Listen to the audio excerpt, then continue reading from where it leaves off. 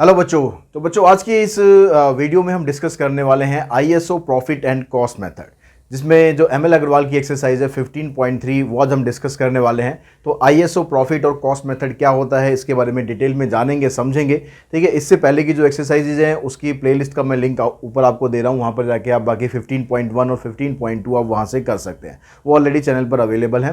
तो आज हम यहाँ पर बात करते हैं ISO profit and ISO cost method. तो यहाँ पर इस मेथड के अंदर जब हम मान लो हम क्वेश्चन से स्टार्ट करते हैं, इस मेथड के अंदर हमें करना क्या है।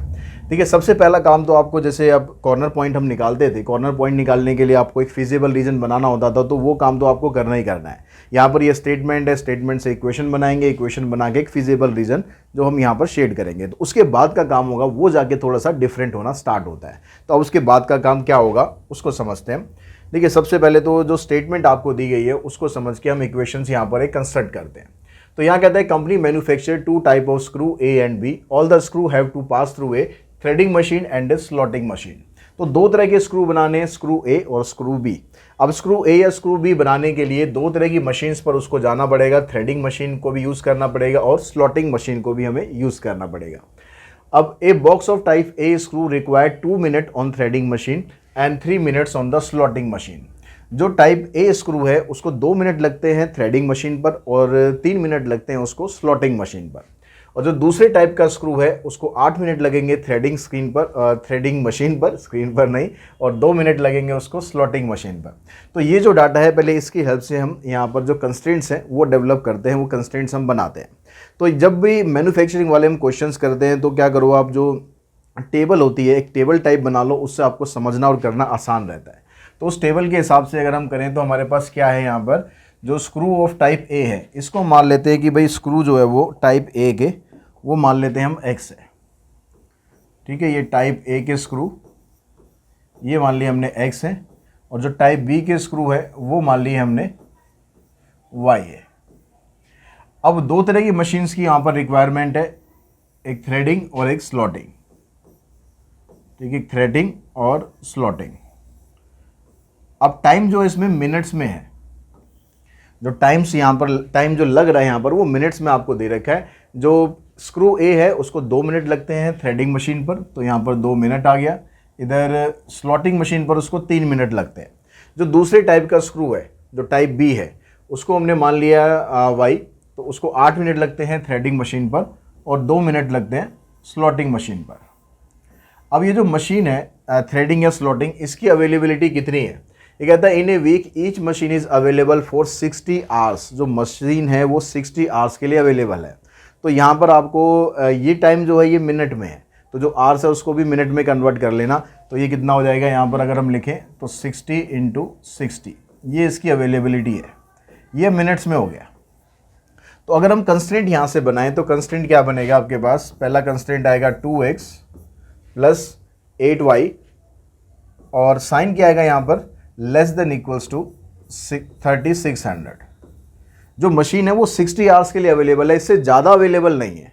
यानी जो सिंबल यहाँ पर यूज़ करोगे आप इनइक्वलिटी के लिए वो <= अब यहाँ से ये आपके पास पहला कंस्ट्रेंट बनेगा। इसमें अगर आप कॉमन निकाल दोगे, कॉमन निकाल के आपके पास क्या बना, ये बन गया x + 4y <= 1800।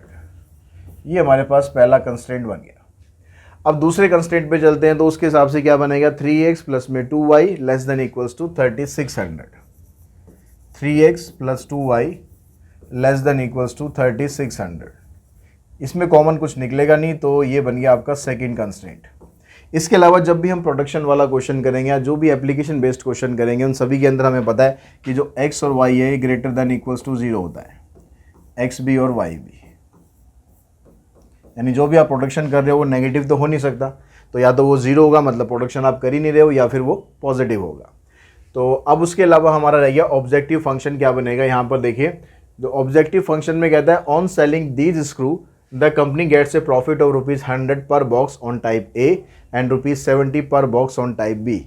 तो जब यहाँ पर हम ऑब्जेक्टिव फंक्शन बनाएंगे, यानी मैक्सिमाइज करना है हमें किसको, मैक्सिमाइज करना है हमें z को, और z क्या है हमारे पास 100x + में 170y। तो ये सारा कुछ हमने बना दिया, जैसे हमने 15.1 और 2 हमने करी थी, तो उसके अंदर भी हमने ऐसी कंस्ट्रेंट्स बना लिए थे। अब बनाने के बाद उसके बाद आपको इसका फीजिबल रीजन फाइंड करना है, तो उसके लिए आप ग्राफ ड्रॉ करेंगे। अब ग्राफ ड्रॉ करेंगे तो उसके लिए जब हम ग्राफ ड्रॉ करते हैं तो लाइन्स हम बनाते हैं x + 4y = 1800।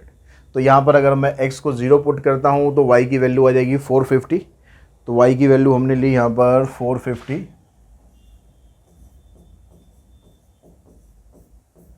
और अगर मैं x को 0 लेता हूँ और y को 0 लेता हूँ तो x की वैल्यू आ रही है 1800। तो ये 2 पॉइंट हमने लिए, इनसे एक लाइन ड्रॉ करते हैं। लाइन का थोड़ा सा कलर कर देते हैं चेंज। ये हमारे पास एक लाइन आ गई। अब जो दूसरा पॉइंट है वो हम लेते हैं, जो सेकंड वाली इक्वेशन थी हमारी ये, अगर हम x को 0 करते हैं तो y आ जाएगा 1800। तो y 1800 आएगा, यानी ये आ गया हमारे पास, थोड़ा सा और ऊपर चला जाएगा, चलो कोई नहीं, स्पेस हमारे पास कम है। और अगर y की वैल्यू हम लेते हैं 0 तो x की वैल्यू आ जाएगी 1200।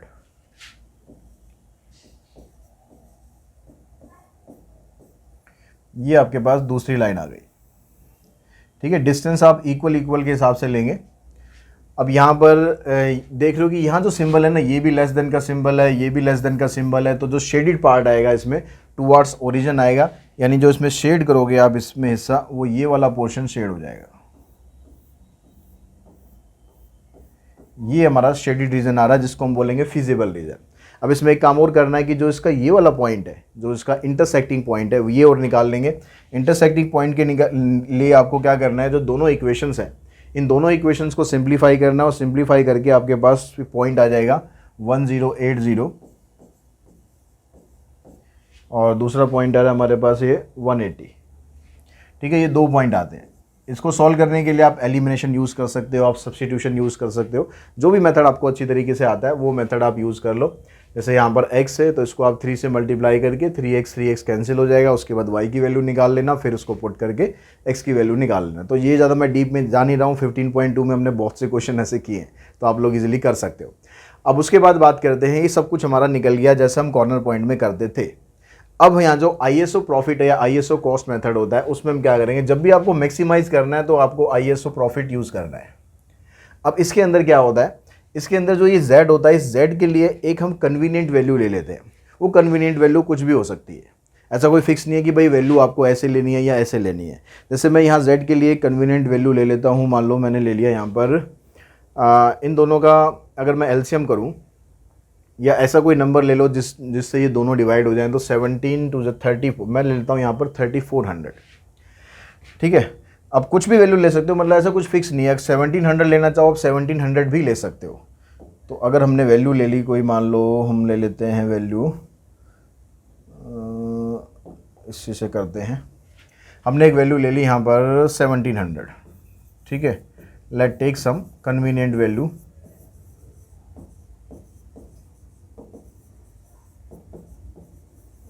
फॉर Z, और वो वैल्यू हमने ले ली, मान लो 1700 ले ली।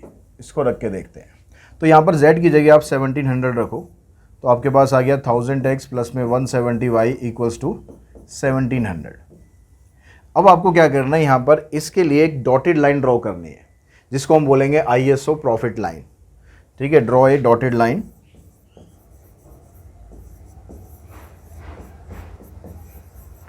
Dotted line which is called,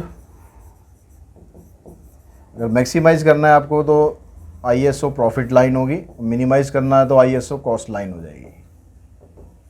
अब कैसे ड्रॉ करेंगे, देखो अगर मैं x की जगह पर इसको मैं 0 कर देता हूँ तो y की वैल्यू कितनी आ जाएगी, यहाँ पर आ जाएगी 10।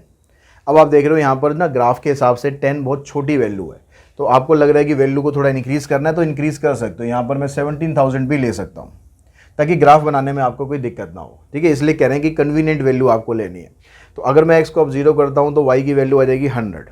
तो y की वैल्यू आई 100, तो y की वैल्यू यहाँ पर हम ले लेते हैं कहीं 100। ठीक है, और अगर हम इसको 0 करते हैं y को, तो x की वैल्यू आ जाएगी 1700, सॉरी 170। तो 170 यहाँ पर 100 है, इधर 170 मान लो यहाँ कहीं आ गया।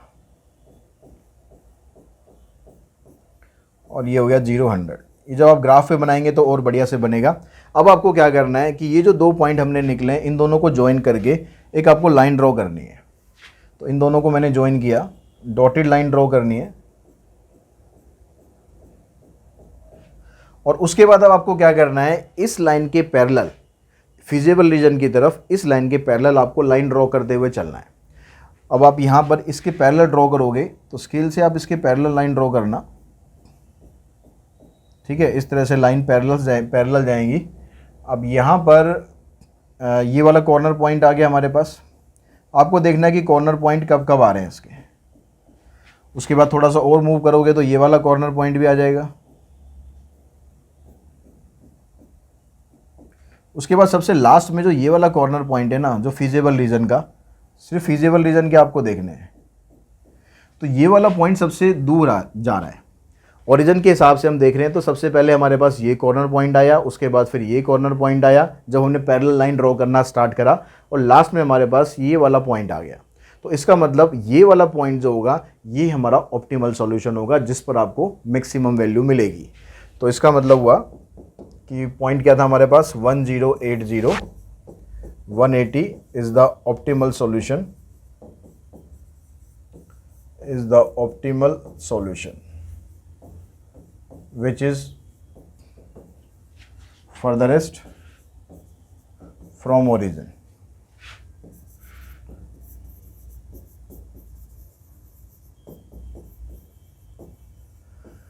यानी ओरिजिन से जो सबसे दूर होगा वो पॉइंट आपको मैक्सिमम वैल्यू देगा। तो मैक्सिमम वैल्यू अब क्या आ जाएगी, मैक्सिमम वैल्यू निकालेंगे हम, हमारे पास आएगी मैक्सिमम वैल्यू। ये जो हमारे पॉइंट निकले हैं इसको आप z के अंदर पुट कर देंगे तो ये बन जाएगा 100 इंटू में 1080 प्लस 170 इंटू 180। तो इसको आप ऐड करो, मल्टीप्लाई करो पहले,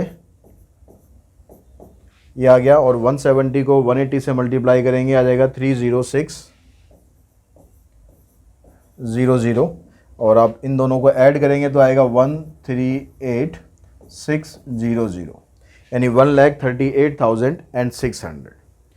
तो इस तरीके से आप ISO प्रॉफिट या ISO कॉस्ट मेथड यूज़ करेंगे। अगर हम बात करें आसानी की तो ये मेथड काफ़ी उससे आसान पड़ता है। यहाँ पर आपको ज़्यादा कैलकुलेशंस नहीं करनी है, बस आपको कोई कन्वीनियंट वैल्यू लेनी है। और मैंने आपको बता दिया कन्वीनियंट वैल्यू आप कुछ भी ले सकते हो जिससे आप ग्राफ ईजिली ड्रॉ कर सको।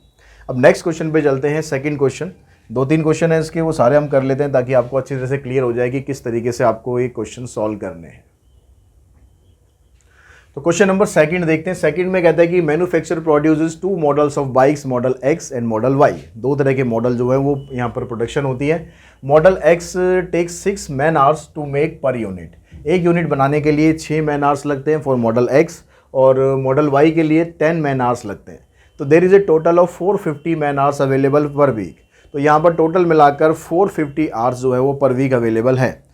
तो इसके हिसाब से अगर हम पहली इक्वेशन बनाएं, पहला कंस्ट्रेंट बनाएं, तो मॉडल X हम मान लेते हैं स्मॉल x है, मॉडल Y मान लेते हैं स्मॉल y है। तो उसके हिसाब से पहला कंस्ट्रेंट हमारा क्या बनेगा कि हमने 6x लगा, एक यूनिट के लिए 6 आवर्स लगते हैं तो x यूनिट के लिए 6x हो गया, और ऐसे दूसरे के लिए आ गया 10y, और टोटल मिलाकर जो मैन आवर्स है ना आपके पास वो 450 है। इससे ज़्यादा आप यूज़ नहीं कर सकते, इसलिए लेस देन का साइन रहेगा।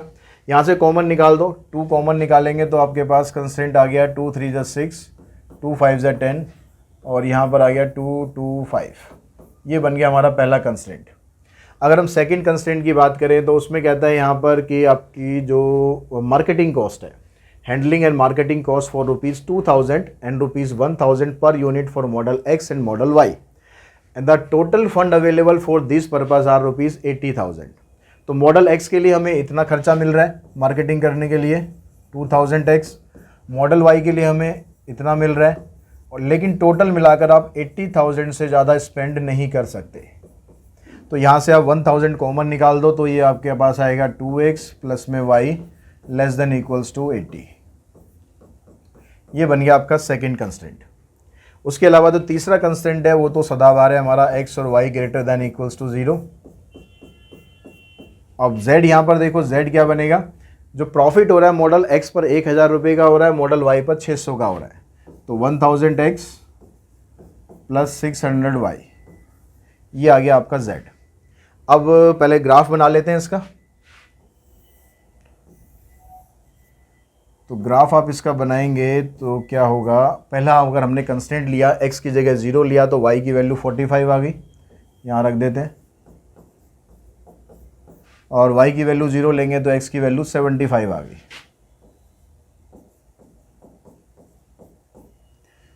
तो ये आपके पास पहली लाइन आ गई। उसके बाद जब सेकेंड लाइन ड्रॉ करेंगे तो x की जगह 0 तो y 80 आ जाएगा, और y की जगह 0 करेंगे तो x 40 आएगा।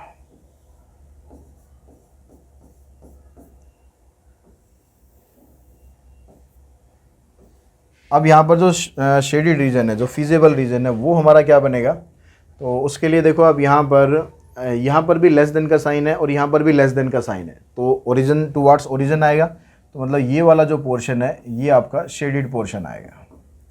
अब उसके बाद क्या करना होता है, हमें z की एक कन्वीनियंट वैल्यू लेनी है। अब वो कन्वीनियंट वैल्यू क्या हो सकती है, कुछ भी आप ले सकते हो। जैसे मैं यहाँ पर अगर वैल्यू ले लूँ तो 6000 ले लेता हूँ, ठीक है, टेक एनी कन्वीनियंट वैल्यू, तो मैंने यहाँ पर ले लिया 6000। तो टेक z इक्वल्स टू 6000। अब उसके हिसाब से देखो कि ग्राफ आपको बनाना कन्वीनियंट है, अदरवाइज हम इसको चेंज कर लेंगे।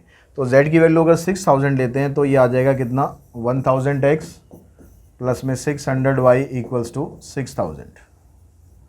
अब अगर मैं यहाँ पर इसको 0 कर देता हूँ तो x की वैल्यू क्या आएगी, 6 आ जाएगी। तो 6 थोड़ा ग्राफ के हिसाब से ना बहुत छोटा हो जाएगा, तो आप इसमें एक 0 और बढ़ा लो। अब अगर मैं इसको 0 लेता हूँ तो x की वैल्यू आ जाएगी 60।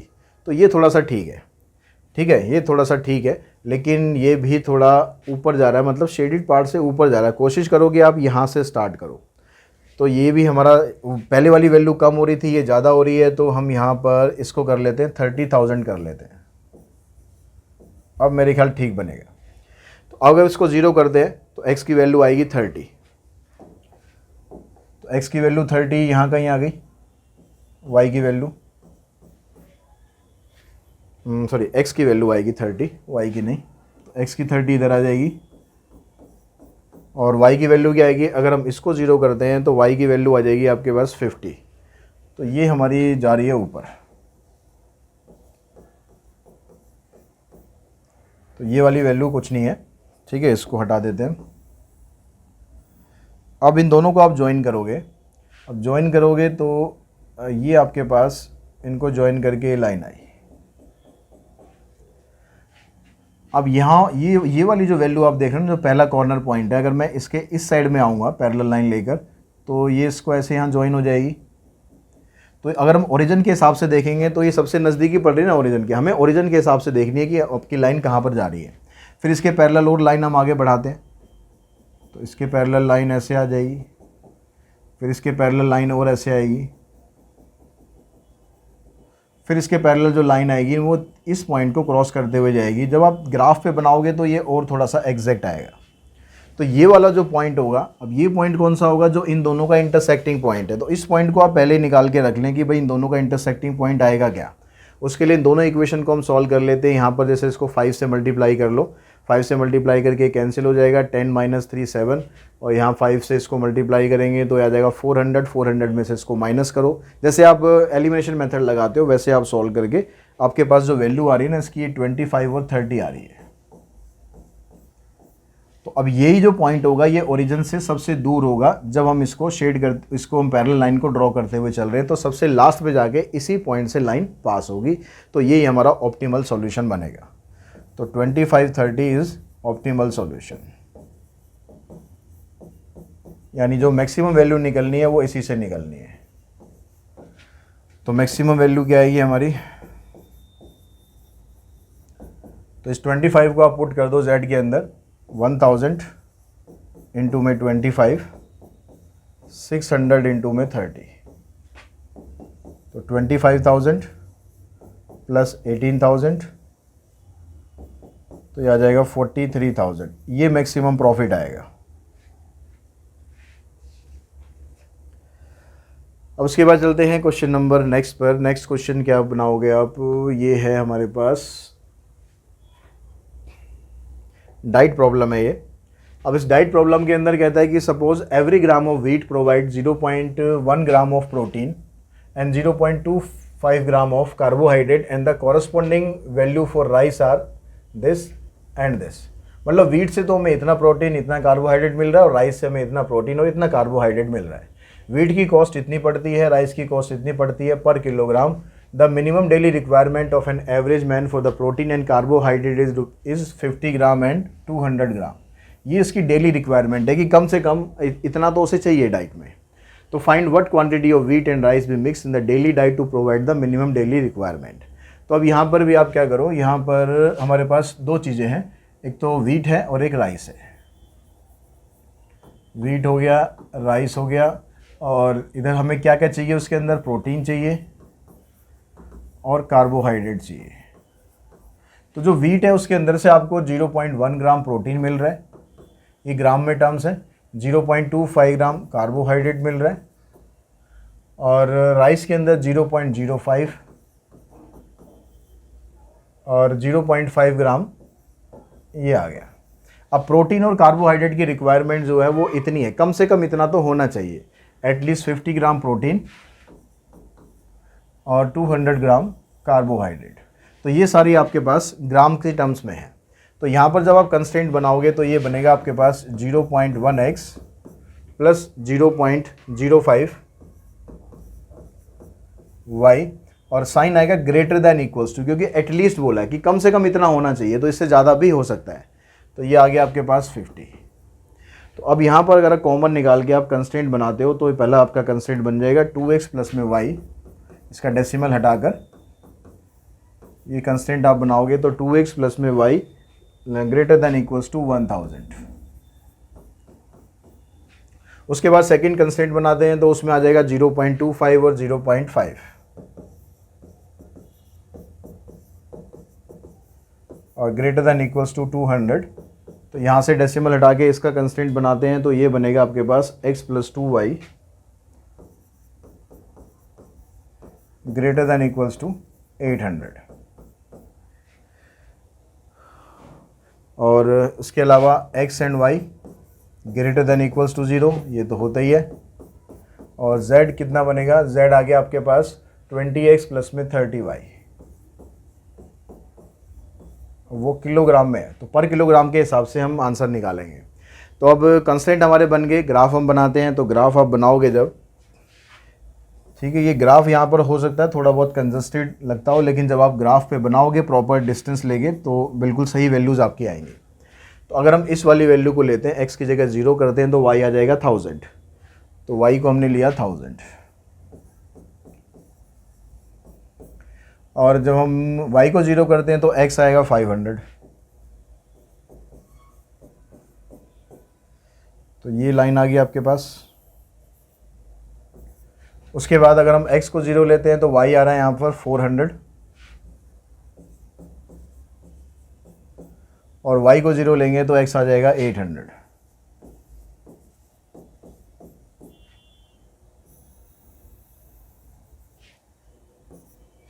ठीक है, अब यहाँ पर जो साइन है दोनों में ग्रेटर देन इक्वल्स टू का है। जब ग्रेटर देन इक्वल्स टू का साइन होगा तो जो शेडेड पार्ट है वो अवे फ्रॉम ओरिजिन होगा दोनों लाइन के लिए। तो जो कॉमन पार्ट है हमारा वो क्या बनेगा, कॉमन पार्ट ये वाला पोर्शन आएगा जो कि अनबाउंडेड होगा। अब इसमें ये कॉर्नर पॉइंट है, तो ये कॉर्नर पॉइंट निकाल लेंगे इन दोनों इक्वेशन को सॉल्व करके। इन दोनों इक्वेशन को सॉल्व करके कॉर्नर पॉइंट निकालेंगे तो ये बनेगा 400 एंड 200।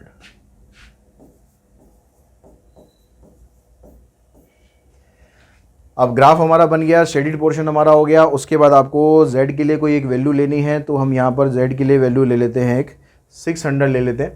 20 और 30 दोनों डिवाइड हो जाएंगे उससे।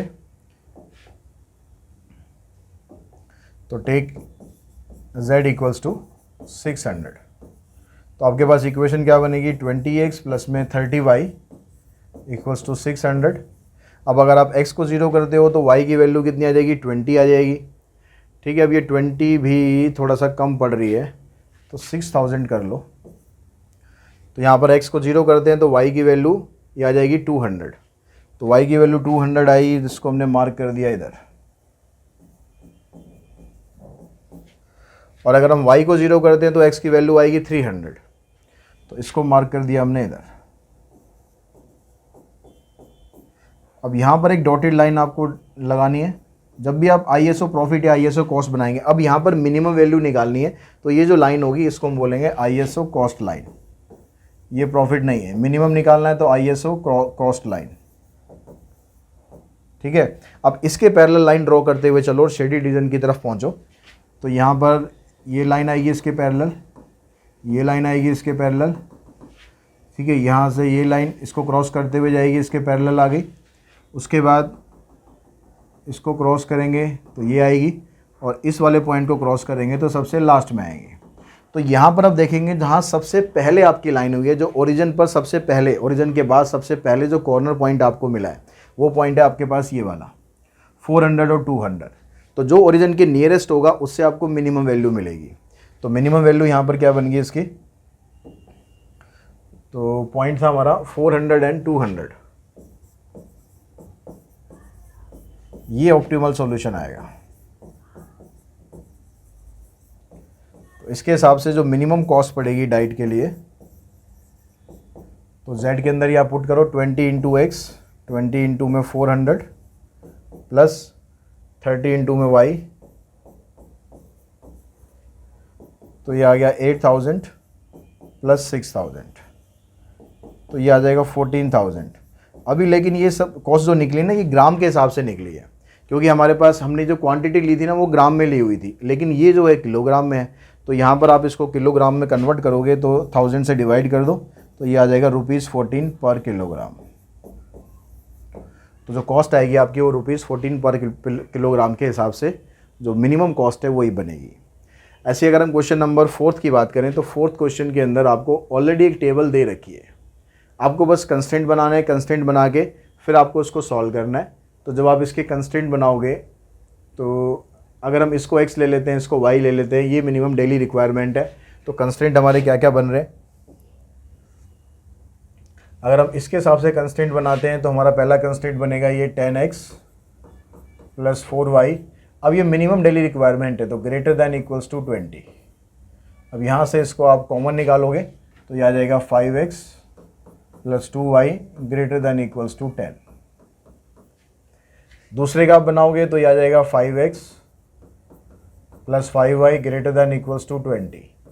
यहाँ से भी कॉमन निकालेंगे 5, तो ये बनेगा x प्लस में y greater than equals to 4। और तीसरा कंस्टेंट यहाँ से बनेगा तो आ जाएगा 2x plus 6y greater than equals to 12। यहाँ से 2 कॉमन निकालो, x प्लस 3y तो ग्रेटर दैन इक्वल्स टू 6। इसके अलावा x एंड y ये तो हमेशा बनेगा ही। अब इस क्वेश्चन के अंदर हमसे पूछा गया find the combination of food items so that the cost may be minimum. अब कॉस्ट जो है वो आपको मिनिमम रखनी है। तो इसके लिए जो z हम बनाएंगे, तो z हमारा क्या बन जाएगा, यहाँ पर जो कॉस्ट थोड़ा ये देखो, यहाँ पर कॉस्ट दे रखी है, फूड 1 की जो कॉस्ट है वो 6 रुपये है, कॉस्ट 2 की जो फूड 2 की कॉस्ट है वो 10 रुपये है। तो z आपका यहाँ बन जाएगा 6x प्लस में 10y। अब बाकी ये काम वही करना है, बस यहाँ पर डिफरेंस ये आएगी, यहाँ पर 3 लाइन आ जाएंगी। तो 3 लाइन आए 4 लाइन आए कोई दिक्कत ही नहीं, हमें तो बस ग्राफ ड्रॉ करना है।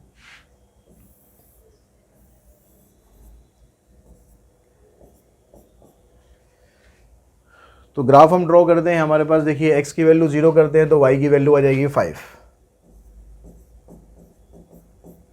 और y की वैल्यू 0 करते हैं तो x की वैल्यू आएगी 2। ये पहली लाइन आ गई। यहाँ पर x को 0 करते हैं तो y 4 आएगा और x भी 4 आएगा।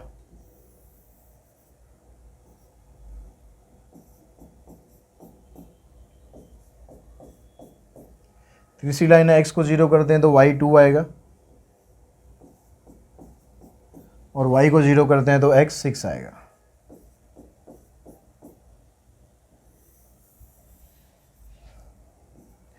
अब यहाँ पर तीनों के अंदर ही ग्रेटर देन का साइन है, तो जो शेडिड पार्ट है वो भी इसमें फिर वो बन जाएगा अनबाउंडेड, तो ये वाला पार्ट आपका शेडिड आएगा।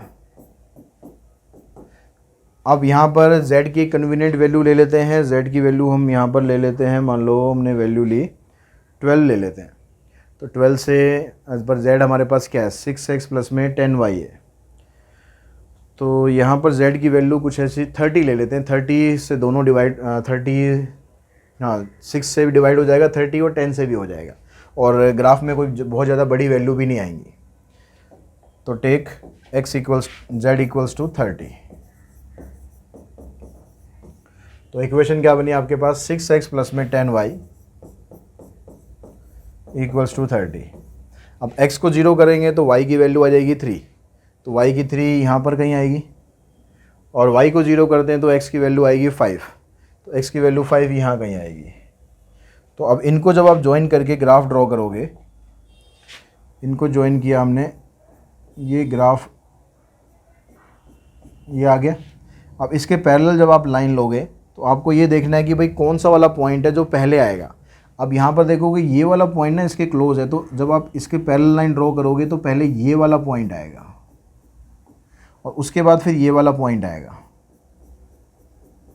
थोड़ा ग्राफ को जब आप बड़ा बड़ा बनाओगे ना, थोड़ा खुला बनाओगे, तो एग्जैक्टली आपको पॉइंट पता चल जाएगा, और उसके बाद में फिर ये पॉइंट आएगा, फिर लास्ट में ये पॉइंट आएगा।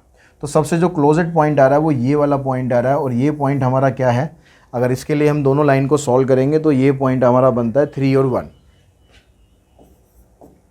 तो ये ऑप्टिमल सॉल्यूशन आएगा, ठीक है, ऑप्टिमल सॉल्यूशन आएगा हमारा 3 और 1।